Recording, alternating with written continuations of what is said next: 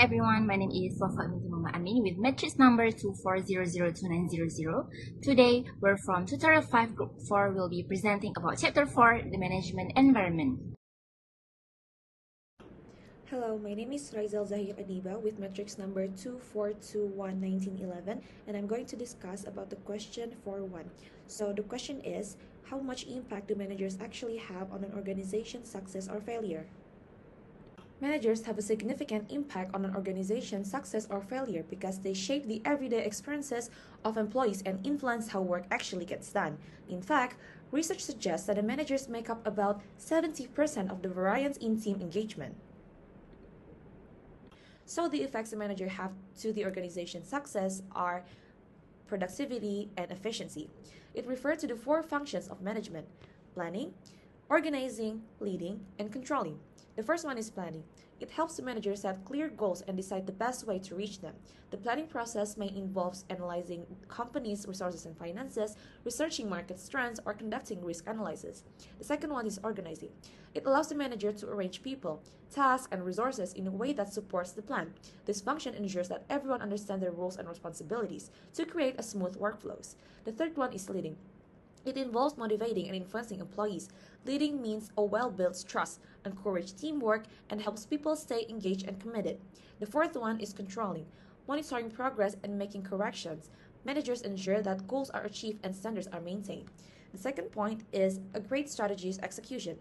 A successful manager is expected to be an effective problem solver. It is their responsibility to identify issues, analyze their root causes, and implement appropriate solutions. The third point is employee performance growth. Employee competence cannot be separated from the role of a leader. Organizational understanding shapes a workplace culture where employees feel valued and therefore perform better in organization. And for the effects to the organization's failure are poor decision making. It leads to financial losses. Poor decisions, including incorrect budgeting, bad investments, or inefficient resource allocation, can directly drain company finances. Repeated financial mistakes can push an organization into debt or bankruptcy. It also leads to inconsistent strategy approach. When the organization lacks a clear and consistent strategic direction, managers start making decisions based on guesswork instead of a structured approach. Also, it can give an effect to poor reputation. Customers, partners, and investors may start avoiding the company, leading to financial losses and the pressure creating operational inefficiencies. If poor decisions occur at multiple levels, risking a full-scale failure, this can result to an organizational failure. Second point is disengagement and quitting. When employees are disengaged, they don't feel motivated or committed to their work. They may put in minimal effort. This leads to lower productivity, affecting the company's overall performance. And also, it is influential, so it can cause a negative work environment. The third point is toxic culture. It can lead to severe mental illness. It can reduce productivity as a result of increased absenteeism and mental illness, decreased employee performance as a result of a lack of commitment and dissatisfaction in their work, which lowers how much work gets done. The Harvard Business Review shared that research shows the managers cannot watch their employees directly. They may sometimes struggle to trust that their employees are indeed working. And because of this, managers can start to develop an unreasonable expectation that those team members be available at all times, ultimately disrupting their work-home balance and causing more job stress. And the fourth effect leads to a severe mental illness. And now I'm going to discuss about the question 4.2. So the question is, why do managers need an understanding of what happens outside their organizations? Give examples of how changes in the external environment can affect their job. So the reason is because the external environment have big impact on how the organizations operates. Understanding the environment helps managers anticipate changes, adapt strategies, and stay competitive. Without this understanding, managers may lead their organizations blindly into risk or miss chances for growth. Example of things that commonly occur is when new tools or software are introduced, managers must learn how to use them and help their employees to understand them. They may also need to change the way work is done, since technology often requires new skills or different methods. For example, as more companies use digital platforms or automation and AI, managers must train staff update job rules, and make sure everyone can keep up. Technology also increases the use of remote work, so they must learn to communicate and supervise teams online or virtually. Ultimately, faster access to information means managers are expected to make decisions more quickly. Overall, technological changes push managers to continuously adapt, learn, and guide their teams through new ways of working. Another simple example that involves environmental or climate factors such as extreme weather is when a bad weather or natural disasters occurs, it might delay deliveries. So managers must reschedule work, communicate with customers, and find the backup suppliers. Hi, my name is Noadila binti Muhammad and my metric number is 250059194, and I will be discussing question 3, which is how has the change economy has affected what managers do, and find 2 or 3 examples in current business predicate of activities and practices that organizations are using. The change economy has been a significant impact on what managers do. In the current business environment, managers have to adapt new activities and practices to succeed. So I'll be explaining how the change economy has influenced what managers do in modern organizations. Managers are now required to focus more on flexibility and remote work, where hybrid teams are becoming more common than traditional office-based teams. Communication relies heavily on digital tools like Zoom and MS Teams, and employees are evaluated based on results rather than physical presence. It means managers must put extra effort into maintaining team motivation without face-to-face interaction. In addition, many companies now outsource non-core functions to external vendors. Outsource non-core functions mean a company hires external organizations to handle tasks that are not part of its main strength. This allows the company to save costs, improve efficiency, and also focus on what it does best. So managers need to coordinate with third-party partners, ensure service quality, and manage budgets, contracts, and also supply chain effectively. Their roles have shifted from routine supervision to more strategic planning. The economic changes have also increased the need for digital and technology adoption. Managers now use data analytics to support better decision making, adopt advanced technologies such as AI, automation, and cloud systems. So basically, managers must train their employees to work with these digital tools. To remain competitive, managers must continuously drive innovation and technology integration within their organizations. Altogether, these changes show that managers must be flexible, technologically proficient, and globally minded to succeed in today's economy. Now, let's look at examples of practices that reflect the change of environment. First, let's look at remote work. The business environment has changed significantly, especially after the COVID-19 pandemic. Employees now expect more flexibility, and technology allows work to be done from anywhere. To adapt to these social and technological changes, many companies now shifted from traditional office-based work to hybrid models. For example, in 2021, Spotify launched its work from anywhere policy, allowing employees to choose whether they want to work from home, the office, or any location worldwide. This reflects on how Spotify responds to changing employee expectations for work-life balance and utilizes digital tools like Zoom and MS Teams. Next, businesses increasingly outsource non-core functions. A good example is Nike. Nike's core strengths are product designing, branding, marketing, and also R&D. Instead of manufacturing its products, Nike outsources production to countries such as Vietnam, Indonesia, China, and Thailand, where labor and production costs are lower. These manufacturing partners specialize in footwear and apparel production, giving Nike access to advanced of manufacturing capabilities without running its own factories. This reflects help the Nike to stay competitive in a fast-moving market and allows the company to operate efficiently during economical instability. Finally, investing in technology. The rapid evolution of digital technology forces companies to continuously innovate to remain competitive. Companies invest in AI, automotive, data analytics, and new digital experiences to improve products and services.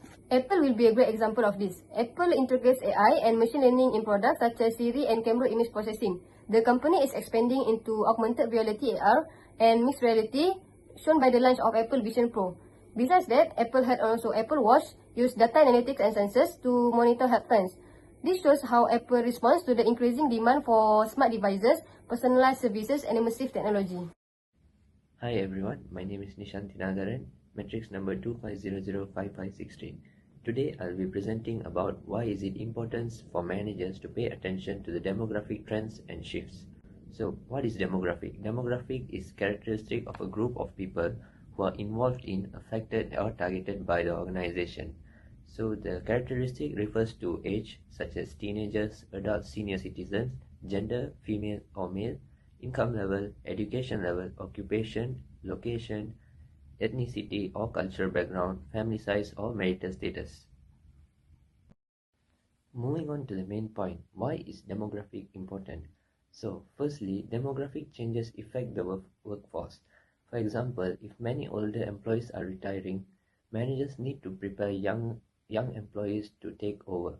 If more young people are entering the job market, then managers should provide training and development to make their understanding of work better. Secondly, demographic trends influence customer needs.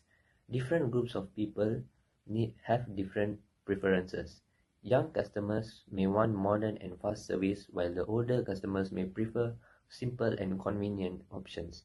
So when managers pay attention to these shifts, they can adjust their products and marketing strategies to match what customer needs. Next, demographic shifts bring diversity into the workplace. A diverse workforce can lead to more creativity and better ideas, but managers need to understand the demographic difference to create an inclusive environment where everyone feels respected and valued. Another reason why demographic matter is strategic planning. Managers use demographic information to decide where to expand, which products to offer, and what opportunities to focus on. For example, if an area has a growing middle income population, it might be a good place to open a restaurant or stores or launch an affordable products for the people. And lastly, demographic awareness helps managers stay socially responsible. Many countries have laws protecting various groups such as women and people with disabilities. So managers must keep attention to demographic to ensure fair treatment and following the law so that there is no interruption in their future. Understanding these shifts helps managers to make better decisions and keep the organization competitive in a changing environment. Thank you. Hello, my name is Nurshazata binti Azmi, and my metric number is 25006066. And I will be answering the discussion question 4.5, which is business operate in the external environment. Discuss whether managers experience environmental stability in their business operations. In this context, provide local examples of environmental stability and environmental uncertainty. The external environment refers to all factors outside the business that managers cannot control. For example, economy, technology, and customers. The managers experience the environmental stability in business operation when external conditions are predictable and can change slowly. Managers sometimes experience environmental stability in certain industries. These certain industries can be referred to something like government-regulated industries, grocery retail, and public transport service. These industries have some chances for them to be more stable to grow in the market. However, while the business get to experience environmental stability, there's also some chance for them to experience environmental uncertainty. Environmental uncertainty refers to unpredictable and influenced by sudden changes. In this case, managers must adapt quickly and make flexible decisions. A creative innovation would be a massive opportunity for them. The factors of the external environment are economic, customers, and technology. These factors can be controlled by managers because managers have no authority over those outside parties. Firstly, the economy is not easy to manage due to unpredictable economic conditions such as when it's weak or strong. For example, if Malaysia is experiencing inflation, Maidin will have to adjust the prices to maintain affordability to customers. Next, the customers' preferences. Also, it's not easy to predict, especially when the business produces a trendy production. For example, the loaded nachos, lato-lato games, and more other items that was trendy ended already in this day. One of the examples for environmental stability that I personally pick is grocery retail. Customers' preferences doesn't easily change because they will only look the same similar things most of the times, such as rice, vegetables, and household goods. This stability can make it easier for grocery managers to make long-term decisions. Thus, the business can also grow more predictable due to this external environmental stability. And the examples for the environmental uncertainty that I personally pick is the food and beverage industries. Restaurant and small food businesses often face with sudden increase in raw ingredient prices. This made the business growth unpredictable. Another issue is that the shifts in the customer tastes and preferences. This often happens due to the trendy items that dies in short time.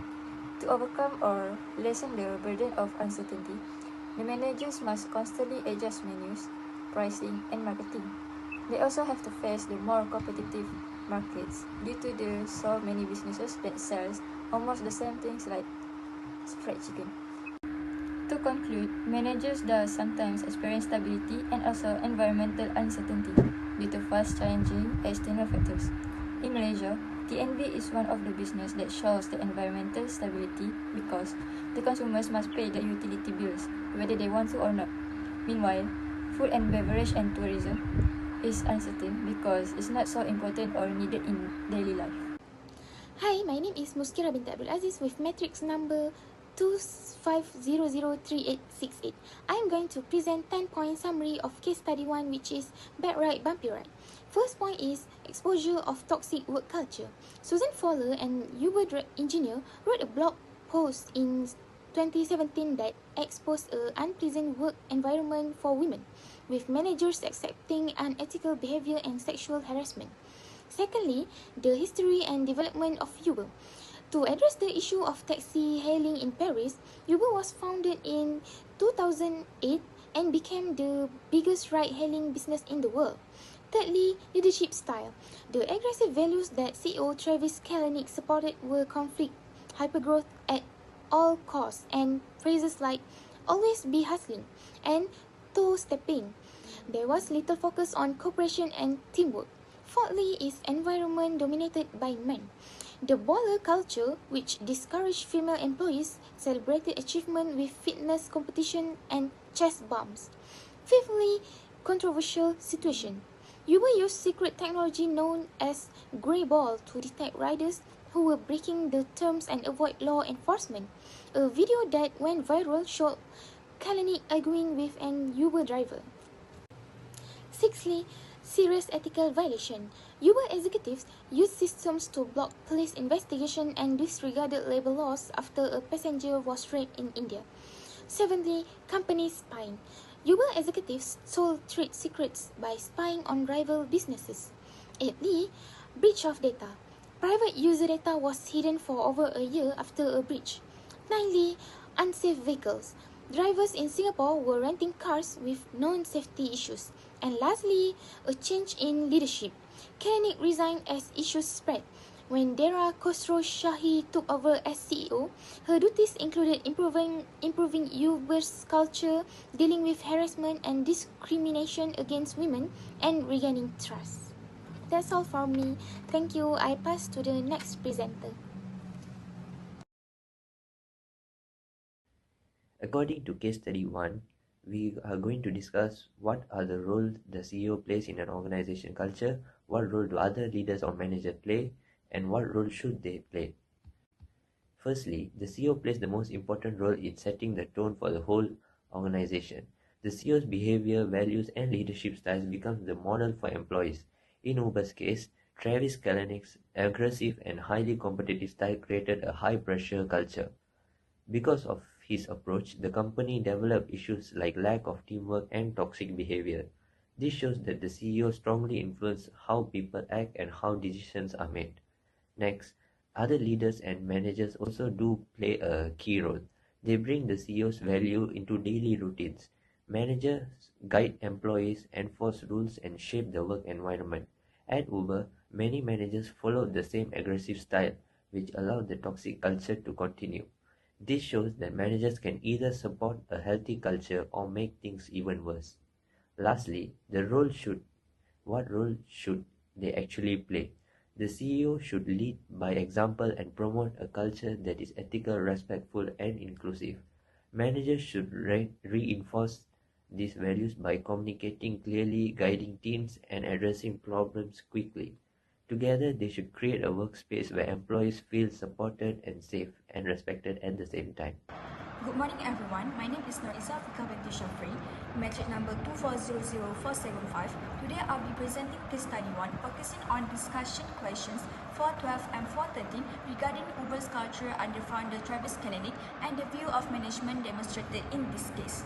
To answer question 412, using CIB1004 describe Uber's culture under its founder. So based on these dimensions, Uber under Kalanick display a very distinctive and extreme culture. First, innovation and risk-taking was very high. Kalanick encouraged aggressive disruption. Uber was known for breaking traditional taxi rules, pushing boundaries, and even creating tools like grey ball to avoid regulators. This shows how risk-taking was embedded in their culture. Second, aggressiveness was extremely high. The slogan "always be hustling" and two-stepping really reflect this. Employees were pushed to compete, confront, and win at all costs.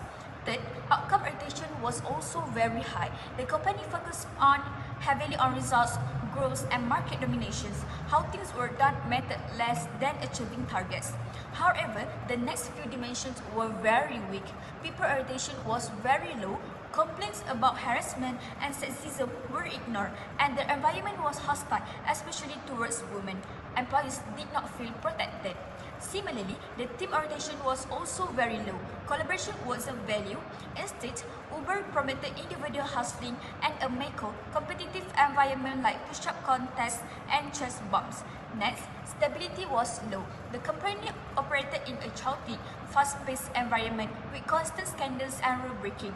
There was little emphasis on long-term stability or sustainable practices. So overall, Uber culture under its founder was aggressive, competitive, rule breaking, and outcome-driven, with very little concerns for employees or teamwork. Moving on to the question 413, the case clearly reflects the omnipotent view of management. Why is this so? Firstly, the CEO directly shaped the organization culture and behavior. Candidates' personal value like hyper-growth, confrontation, and win at all costs become the company's norm. The culture mirrored him almost completely. Secondly, his aggressive leadership style led to many scandals and misconduct.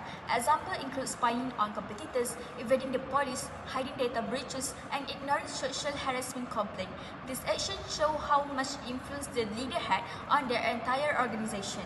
Third, when teams become too problematic, investors remove Kalanick in hope of fixing the company.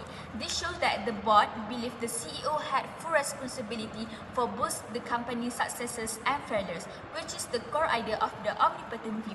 Finally, the board replaced him with Dara Koroshahi, a leader described as humble and diplomatic, expecting him to reshape the culture. Again, this reinforces the belief that the CEO has the power to control and change everything. Therefore, Uber during Kalanick's era clearly demonstrates the omnipotent view where the leader is seen as the central, dominant force behind organizational behavior and outcome.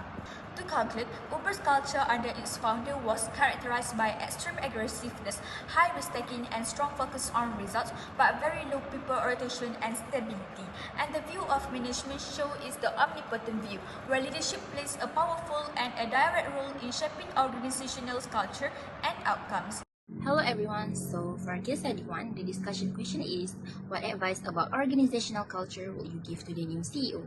Begin with Uber. Under the previous CEO Travis Kalanick, Uber developed a work culture that many describe as toxic, aggressive, and ethically questionable. To rebuild the company, the new CEO Dara Khosrowshahi must take strategic steps to repair the internal environment and restore trust. The first one is by rebuild the company's core values. Uber's original values, such as always be hustling and two-stepping, encourage confrontational behavior and excessive competition. These values not only damage employee morale, but also led to several scandals and public backlash. The new CEO must introduce values that prioritize respect, teamwork, professionalism, and integrity. Strong core values act as the moral foundation of the company and guide how employees behave, make decisions, and treat one another. Second, by improve on the management training. A major issue highlighted in the case was how managers ignored harassment complaints and tolerated unethical actions. This shows a clear gap in leadership capability. Therefore, Uber needs strong and continuous management training, focusing on conflict resolution, ethical judgment, accountability, fair treatment, and effective communication. When managers are well trained, they become the key drivers of positive culture change. The third one is by focusing on sustainable growth. Previously, Uber pursued hyper-growth at all costs, prioritizing expansion over ethics, safety, and employee well-being. This approach caused severe internal pressure, burnout, and also loss of trust. The new CEO needs to shift towards sustainable growth, which is growth that balances expansion with stability, compliance, and people's welfare. Sustainable growth also helps build a strong long-term reputation rather than short-term success with long-term damage. The first one is diversity and inclusion initiatives that ensure equal opportunities, inclusive leadership, and a workplace which is free from discrimination. This can boost innovation, strengthen teamwork, and ensure a workforce that is more balanced and healthy environment for everyone. My name is Mukesh Hakimi bin Khairul Nizam, and my metric number is 24229068. So my discussion question is, from an ethics perspective, what part of the situation disturbs you the most? What career advice as far as ethical behavior could you take away from this story? So in this part of my presentation, I will highlight the parts of the situation that are most ethically troubling and then share the career lessons we can take from the case story to guide our own behavior in the workplace. I'll be splitting the questions into two parts. First question, from an ethics perspective, what part of the situation disturbs you the most? When we look at the events in the story, several actions stands out as major ethical violations. First, ignoring sexual harassment and sexism in the workplace. Complaints were repeatedly dismissed, and the company seemed to normalize a baller work culture. This created an environment where female workers felt isolated and unsafe. A workplace that ignores harassment directly violates basic respect and dignity. Next, the use of the grey ball software to trick and evade law enforcement. This technology, created by Uber themselves, intentionally excluded certain users and helped the company avoid legal accountability. Deliberately breaking regulations not only undermines public trust but also shows a willingness to place profit above the law. Another major concern is obtaining and sharing of a rape victim's confidential medical record, and to top it off, they use it against the victim's case. This is extremely serious breach of privacy, human decency, and basic ethics. Medical information or any other private data should be protected at all costs, and misusing it for corporate purposes is both immoral and damaging. Finally, leasing unsafe and defective cars to drivers. This shows disregard for the safety of both workers and passengers. Allowing people to work in unsafe conditions knowingly put lives at risk. This violates the ethical responsibility organizations have to protect their people and the public. So the second part of the question is, what career advice as far as ethical behavior could you take away from this story? So from this story, there are several important lessons we can apply to our own careers. First, don't be a bystander. Staying silent makes us part of the problem. Instead, we should try and speak up and report unethical behavior to the proper authorities so it can be taken care of, and it is essential for building a safe and fair workplace. Next, do not sacrifice integrity for performance, because most of the time, unethical behavior may lead to short-term gains, but eventually, in the future, it results in long-term consequences such as lawsuits, job loss, damaged reputations, or maybe all together at once. Integrity must always come first. And lastly, we should always choose companies with strong ethical cultures, because a company's environment is more likely to be more involved in shaping our behavior, our personality, and even our mental health. A toxic workplace can harm our career growth and also our well-being, while ethical cultures help employees thrive and make better decisions. Thank you. Hi, for the case study 2, we will be talking about the power of presence. We have 10 points here, so I will start with company's background. Tably is a Seattle-based, founded in 2004, such a company that provides in business intelligence and analytics software. Second, international distribution. Tably has 14 international offices in London, Shanghai, Singapore, and Sydney, and more than 35,000 clients from many countries. Third, fast development. The company's revenue increased by 64% last year, with international markets taking a major role. 86% increase from international revenue. Fourth, international growth plan. Although 400 new hires will be located in foreign offices to support worldwide growth, more than half of Tably's, which is 2,800 employees, work at the headquarters. Fifth, challenges with international development. Sustaining consistent management practices and employee engagement is challenging because of cultural differences, time zones, and geographic distance. Hi, for the case study 2, we will be talking about the power of presence. We have 10 points here, so I will start with company's background. Tably is a Seattle-based founded in 2004, such a company that provides in business intelligence and analytics software. Second, international distribution. Tably has 14 international offices in London, Shanghai, Singapore, and Sydney, and more than 35,000 clients from many countries. Third, fast development. The company's revenue increased by 64% last year, with international markets taking a major role. 86% increase from international revenue. Fourth, international growth plan. Over 400 new hires will be located in foreign offices to support worldwide growth. More than half of Tably's, which is 2,800 employees, work at the headquarters. Fifth, challenges with international development. Sustaining consistent management practices and employee engagement is challenging because of cultural differences, time zones, and geographic distance. Hi, my name is Muskira binti Abdul Aziz with matrix number 25003868. Today, I am going to answer discussion question 416, which is, the question is, Tableau staff its international office primarily with host country national. What are the advantages and disadvantages of this staffing strategy? So, for the advantage of host country nationals, firstly is cultural and language expertise. This is because host country nationals are already familiar with local customs and norms. This is also reduced risk of cultural conflicts among employees. Secondly is lower cost. Hiring host country national is usually cheaper than expatriates because there's no such cost like work permits or immigration expenses to spend to send the employee to work in other country. Thirdly, improve public relations. Local employees often have stronger networks and relationships with authorities. This helps company to build trust and goodwill in host country. And lastly, immediate productivity. Host country nationals understand locals' working culture, customer behavior, or business operation. They can also navigate local regulation and legal requirement more effectively. Okay, next is, I'm going to talk about disadvantages of host country national. Firstly is limited knowledge of company culture. Host country national are familiar with local culture, but they may not fully understand the parent company's corporate culture, values, and global policies. This can lead to misalignment with headquarters expectation and also having difficulty in implementing standardized process. Secondly, communication barriers. Differences in language or corporate culture may cause misunderstanding with other employees. Having communication barriers is really hard to integrate into global teams. Thirdly is lack of global perspective.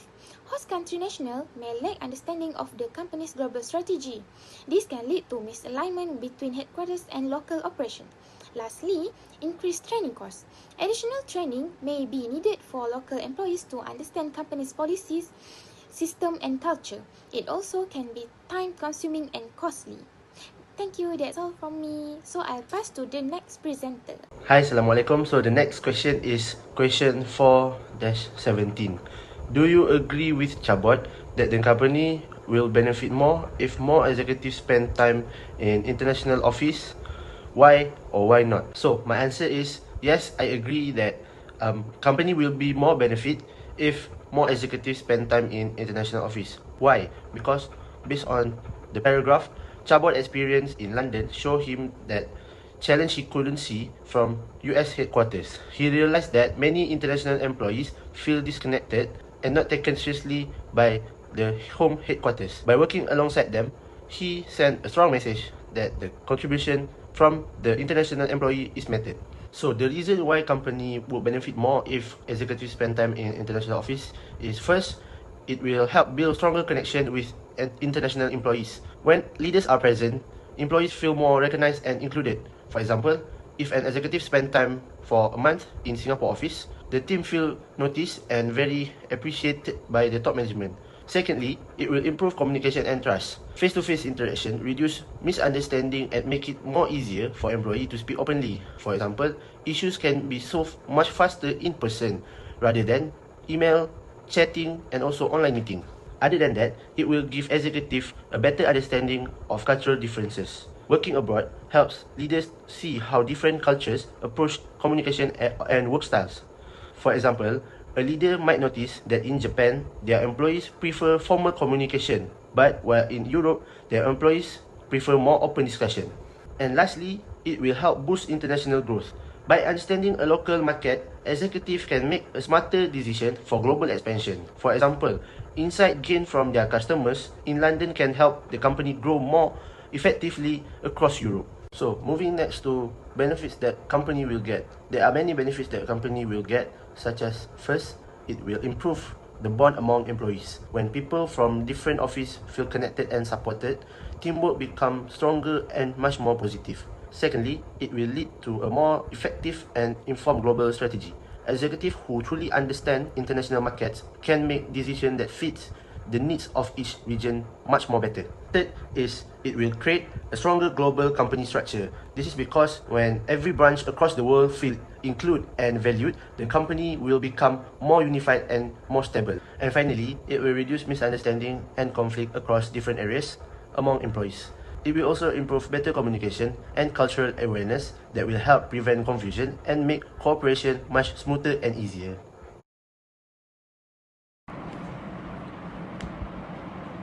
Hello everyone, my name is Safaidan Arasatya and today I will be presenting topic 418, how top-level executives can prepare for cultural differences. On this slide, we are looking at why cultural preparation is important, especially for executives who travel to international offices. First, cultural preparation improves communication. When executives understand how people in another country communicate, whether they are direct, indirect, formal or informal, they can avoid misunderstandings. Knowing the right tone and style helps create smoother discussions and prevent confusion. Second, preparation helps prevent conflict. Many workplace conflicts in global environments happen because someone makes assumptions based on their own culture. By learning the local customs and behavior expectations, executives can reduce mistakes that might be considered insensitive or inappropriate in that country. The third point is that cultural preparation builds trust. When leaders show respect for local practices, people feel valued. This helps strengthen relationships with international teams, partners, and clients. Even small gestures like understanding basic etiquette can create a positive impression. And finally, cultural preparation enhances effectiveness. When executives understand the cultural environment they are entering, they can collaborate more smoothly, make better decisions, and adapt faster to global situations. Overall, cultural preparation is not just about knowledge, it is about showing respect, avoiding conflict, and ensuring successful teamwork across cultures. Now let's look at the key ways executives can prepare before going to international offices. The first method is cultural awareness training. This includes learning about the host country's norms, etiquette, business practices, and communication styles. Training like this helps executives understand what is considered polite, how meetings are structured, and what behaviors should be avoided. By learning this in advance, they can adapt quickly once they arrive. The second way is learning basic local language. Executives don't need to become fluent, but simple greetings such as hello, thank you, or nice to meet you can go a long way. These small efforts shows respect and help build rapport with local employees. It also sends a message that the executive is genuinely interested in the culture. The third way is understanding local work practices. Every country has different ways of running meetings, giving feedback, and interacting with people in different levels of hierarchy. For example, some cultures value direct feedback, while others prefer a more indirect and polite approach. Some cultures emphasize punctuality, while others are more flexible. By learning these practices ahead of time, executives can adjust their behavior to fit the local expectation and maintain good professional relationships. Overall, these preparation steps, training, language basics, and understanding work practices help executives enter a new cultural environment with confidence and respect. When executives travel or work internationally, understanding cultural differences is essential for building strong relationships and leading effectively. Here are several key steps tableau executives can take to prepare. First, they should learn key cultural norms before traveling. This includes understanding basic customs, social expectations, and etiquette. Even simple knowledge, such as greetings, gestures, or dining manners, can help avoid misunderstandings and show respect to local colleges and clients. Second, it's important to understand local communication and work styles. Different cultures have different levels of formality, directness, or hierarchy. For example, some cultures value very direct communication, while others prefer a more subtle or indirect approach. Being aware of these differences helps executives communicate more effectively. Third, executives should ask local staff for guidance. Local employees can provide valuable insights into unspoken rules and everyday practices. This not only helps executives adapt more quickly but also builds trust within the team. The fourth point is to stay open-minded and observe first. Instead of assuming that their own habits or approaches are the best, executives should take time to observe how people interact, work, and make decisions in the local environment. This openness encourages learning and reduces cultural friction.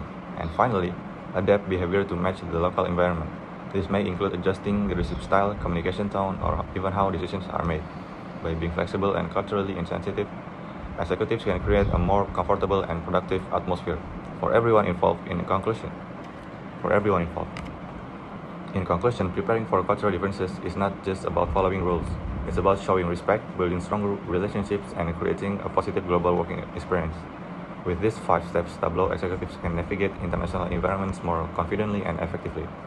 Thank you for listening. That's all from me. Hello everyone, so for case study 2, the discussion question is, what are some of the challenges Tableau will face as it hires 1,000 new employees in 1 year?